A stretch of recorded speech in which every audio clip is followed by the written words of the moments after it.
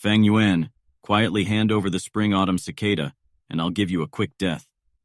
Old bastard Fang, stop attempting to resist anymore. Today all of the major factions of justice have combined together just to destroy your devil lair. This place is already covered in inescapable nets. This time you will definitely be decapitated. Fang Yuan, you damn demon. Just because you wanted to cultivate the spring-autumn cicada, you've gone and killed thousands of people. You've committed too many unforgivable, heinous sins. Demon, 300 years ago you insulted me, took away my body's purity, killed my entire family and executed my 9 generations. From that moment onwards I hated you with a burning passion. Today I want you to die. Fang Yuan was in deep green robes that had been torn to shreds. His hair was disheveled and his entire body was covered in blood. He looked around. The bloody robes waved lightly in the mountain breeze like a war flag. Fresh blood flowed from the numerous wounds on the body. Just by standing there for a short while, Fang Yuan had already accumulated a large pool of blood beneath his feet. Enemies surrounded him all around. There was already no way out. It was a foregone conclusion that he would die here. Fang Yuan understood his situation clearly, but even in the face of death, his expression did not change. It was calm. His gaze was quiet, his eyes like deep pools of water in a well, so deep that there seemed to be no end. The major factions of justice that had surrounded him were not just the experienced elders, but also young and talented heroes. Around the heavily surrounded Fang Yuan, some were roaring, some were sneering. There were eyes that were gleaming with light, some holding onto their wounds while looking on fearfully. They did not move. Everyone was wary of Fang Yuan's final attack. For 6 hours, this tense moment went on until the evening came, the sun casting its rays upon the side of the mountain. In that moment, it was as if the place was on fire. Fang Yuan, who had been silent as a sculpture the entire time, slowly turned his body. The group of warriors was suddenly alerted, and they all took a big step backwards. By now, the gray mountain rock beneath Fang Yuan's feet had long been stained a deep red. Due to losing too much blood, his face had become deathly pale. In the afterglow of the sunset, it suddenly had a brilliant luster upon it. Looking at the setting sun, Fang Yuan lightly laughed.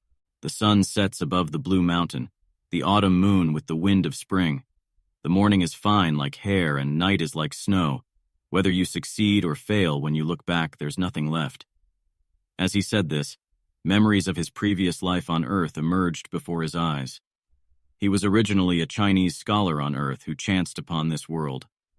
He endured a hard life for 300 years and went through another 200 years. About over 500 years of his life flew by in the blink of an eye. So many memories that were buried deep inside the heart begun to relive themselves, sprouting into life before his eyes. I failed in the end. Fang Yuan sighed in his heart emotionally, yet there were no regrets. This end result was something he had foreseen. When he made his decision in the beginning, he had prepared himself for this. To be a demon is to be merciless and cruel, a murderer and destroyer. There is no place in heaven or earth for such a thing, turning into an enemy to the world, still having to face the consequences. If the spring-autumn cicada that I have just cultivated is effective, I shall still be a demon in my next life. With this thought, Fang Yuan couldn't help but let out a big laugh. Wicked demon, what are you laughing about? Be careful, everyone. The demon is going to attack before his final moments. Hurry up and surrender the spring-autumn cicada! The group of warlords surged forward. At this moment, with a loud bang, Fang Yuan was engulfed in a blinding surge of energy. The spring rain quietly rained down on Qingmao Mountain. It was already late in the night, a slight breeze blowing with the light rain. Yet Qingmao Mountain was not covered in darkness. From the side down to the foot of the mountain, dozens of tiny lights shone like a bright band.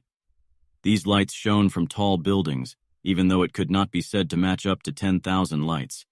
Yet it was still a few thousand in number. Situated on the mountain was Gu Yue, one village, giving the vast, lonely mountain a rich touch of human civilization. In the middle of the Gu Yue village was a magnificent pavilion. A grand ceremony was being held at this moment, and the lights were even brighter than ever, radiating with glory. Ancestors, please bless us. We pray that this ceremony will bring many young men of outstanding talent and intelligence. bringing their families new blood and hopes. The head of the Gu Yue clan had a middle-aged appearance. His sideburns were graying and he was clothed in ceremonial white robes, kneeling on the brownish-yellow floor. His body was straight with his hands held together, eyes tightly shut as he prayed sincerely. He was facing a tall black case. There were 3 layers on the case, all housing memorial tablets of ancestors. On both sides of the tablets was copper incense, the smoke rising. Behind him were over 10 people kneeling in a similar fashion as him. They wore loose white ceremonial garments, and were all the clan's elders, important members, and those who had much authority. After finishing prayers, the Gu Yue clan head bent his waist with his 2 hands pressing against the floor and kowtowed. As the forehead knocked against the brownish-yellow floor, light thuds could be heard. Behind him, the elders and important clan members solemnly and quietly followed suit. With this, the hall was filled with light thuds as the heads knocked against the floor. When the ceremony was over, the crowd of people slowly got up from the ground and silently walked out of the sacred temple. In the hallway, sighs of reliefs were heard from the crowd of elders, and the atmosphere loosened up. The noise of discussion slowly rose. Time flies too quickly. In the blink of an eye, a year has gone by. The previous ceremony feels like it just happened yesterday. I can still recall it vividly. Tomorrow is the opening of the annual grand ceremony. I wonder what new clan blood will show up this year. I hope that some highly talented youths will appear. The Gu Yue clan hasn't seen a genius emerge for 3 years now. Agreed. The Bai village, Xiong village these few years all had some talented geniuses appear, especially that Bai Ningbing from the Bai clan. His natural talent is quite terrifying. It was unclear who had brought up the name Bai Ningbing, but the faces of the elders started to show worry. The boy's qualifications were splendid. In just a short period of 2 years' worth of training, he had already reached the level of a level 3 Gu master. In the younger generation, he could be said as the most outstanding one. It was to the point that even the older generation could feel pressured from the promising youth. In time, he would inevitably become the pillar of the Bai clan. At the very least, he would also be an independently strong warrior. No one ever doubted this fact. But for this year's youths that will be participating in the ceremony, no, not all hope is lost. You're right. Fang Ji's side has appeared a young genius, able to start talking after 3 months, able to walk after 4. At 5 years of age, he was able to recite poetry, seems exceptionally intelligent, especially talented. What a pity that his parents died early. Now he is being raised by his uncle and aunt. Yes, this one has wisdom at a young age, also harboring big ambitions. In the recent years, I have heard his creations Jiang Jingju, Yong Mei, and Jiang Chengzi. What a genius. The Gu Yue clan head was the last to walk out of the ancestral temple. After slowly closing the door, he heard the discussions that were going on in the corridor among the clan elders. He knew at once that the elders were discussing about the youth known as Gu Yue Fang Yuan at that moment. As the head of the clan, it is natural to pay attention to the outstanding and prominent young ones, and it so happens that Gu Yue Fang Yuan was the most eye-catching one amongst the juniors. Experience has shown that those who have photographic memory at a young age, or those who possess strength that could rival an adult, or had other great inborn talents, all had outstanding cultivation qualifications. If this child shows a grade potential, with great care he could even compete against Bai Ningbing. Even if it is B grade, in future he could also become a banner of the Gu Yue clan. But with this sort of early intelligence, the percentage of B grade is not that big, but highly possible to be an A grade. With this thought, the Gu Yue clan head curled up his lips slowly into a smile. At once, with a cough, he faced the clan elders and said, "Everyone, the hour is late. For tomorrow's opening ceremony, you should all rest well tonight and take care of your energy levels." At his words, the elders looked startled. They looked at each other with a hint of caution in their eyes.